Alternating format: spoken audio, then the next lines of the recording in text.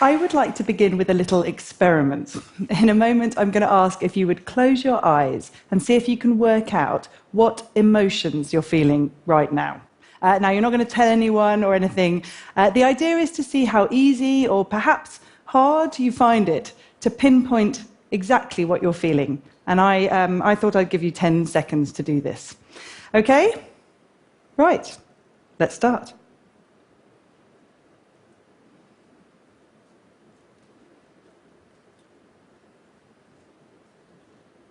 Okay, that's it. Time's up. How did it go? You were probably feeling a little bit under pressure, maybe suspicious of the person next to you. Did they definitely have their eyes closed?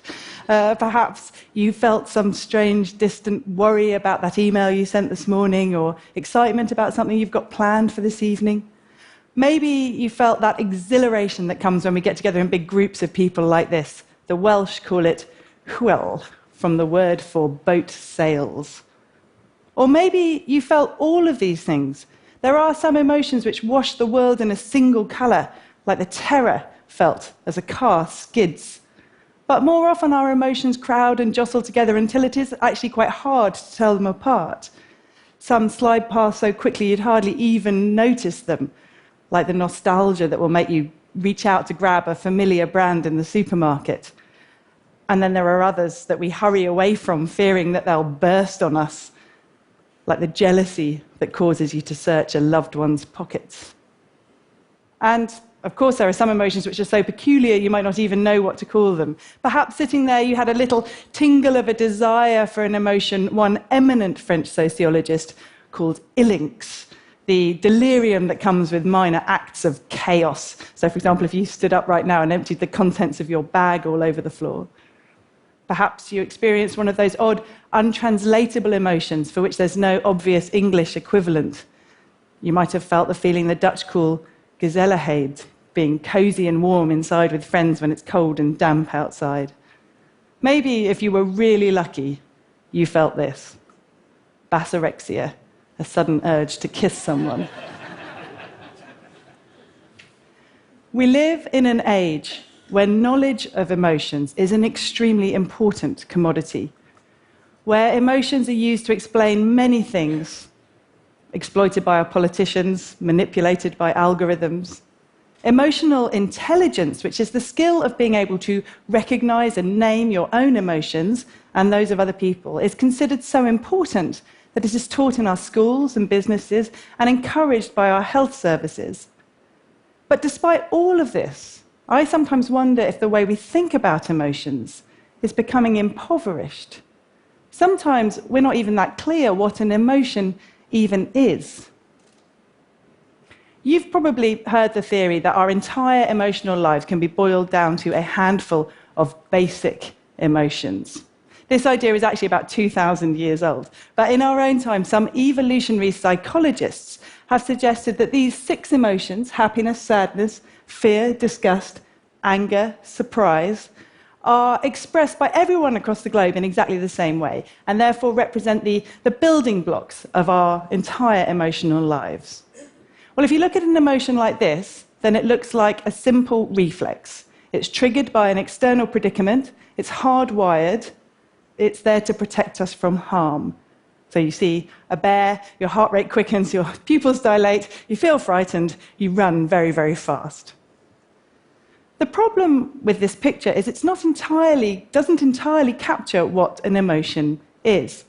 Of course, the physiology is extremely important, but it's not the only reason why we feel the way we do at any given moment.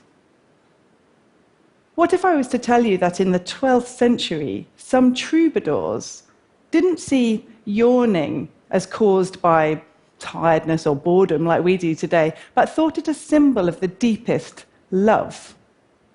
Or that in that same period, brave men, knights, commonly fainted out of dismay?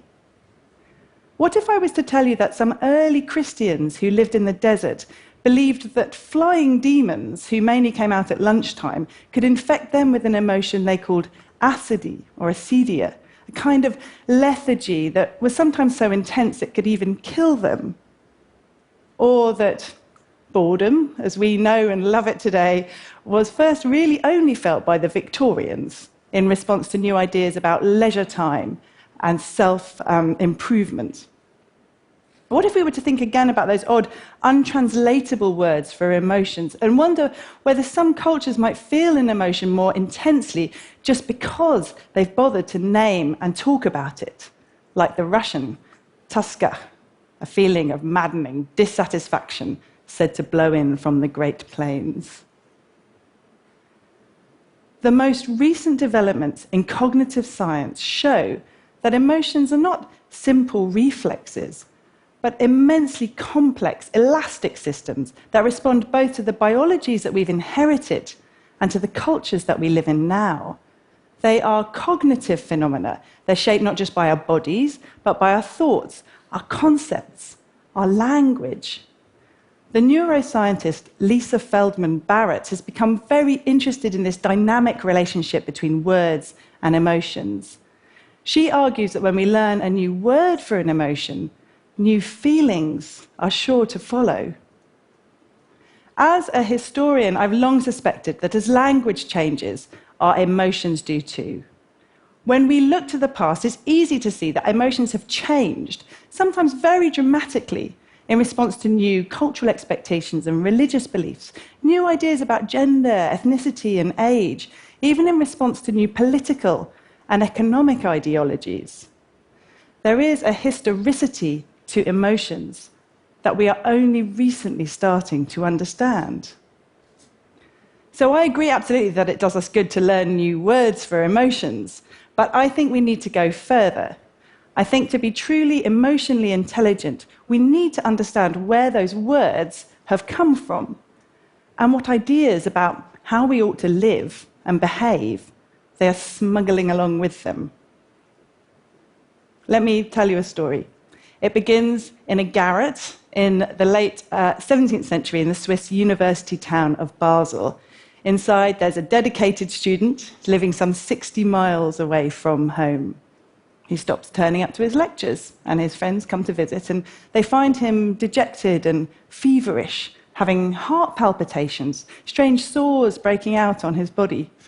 The doctors are called, and they think it's so serious that prayers are said for him in the local church. And it's only really when they're preparing to return this young man home so that he can die that they realize what's going on. Because as they lift him onto the stretcher, his breathing becomes less labored. And by the time he's got to the gates of his hometown, he's almost entirely recovered. And that's when they realize that he's been suffering from a very powerful form of homesickness. It's so powerful that it might have killed him. Well, in 1688, a young doctor, Johannes Hofer, heard of this case and others like it, and christened the illness nostalgia. The diagnosis quickly caught on in medical circles around Europe. The English actually thought they were probably immune because of all the travel that they did in the empire and so on, but soon there were cases cropping up in Britain too. The last person to die from nostalgia was an American soldier fighting during the First World War in France. How is it possible that you could die from nostalgia less than 100 years ago? But today, not only does the word mean something different, a sickening for a lost time rather than a lost place, but homesickness itself is seen as less serious, sort of downgraded from something you could die from to something you mainly worried your kid might be suffering from at a sleepover. This change seems to have happened in the early 20th century. But why? Was it the invention of telephones or the expansion of the railways? Was it perhaps the coming of modernity with its celebration of restlessness and travel and progress that made sickening for the familiar seem rather unambitious? You and I inherit that massive transformation in values, and it's one reason why we might not feel homesickness today as acutely as we used to. It's important to understand that these large historical changes influence our emotions, partly because they affect how we feel about how we feel. Today, we celebrate happiness. Happiness is supposed to make us better workers and parents and partners. It's supposed to make us live longer. In the 16th century, sadness was thought to do most of those things. It's even possible to read self-help books from that period, which try to encourage sadness in readers by giving them lists of reasons to be disappointed. These self-help authors thought you could cultivate sadness as a skill, since being expert in it would make you more resilient when something bad did happen to you, as invariably it would. I think we could learn from this today. Feel sad today, and you might feel impatient, even a little ashamed. Feel sad in the 16th century, and you might feel a little bit smug. Of course, our emotions don't just change across time, they also change from place to place.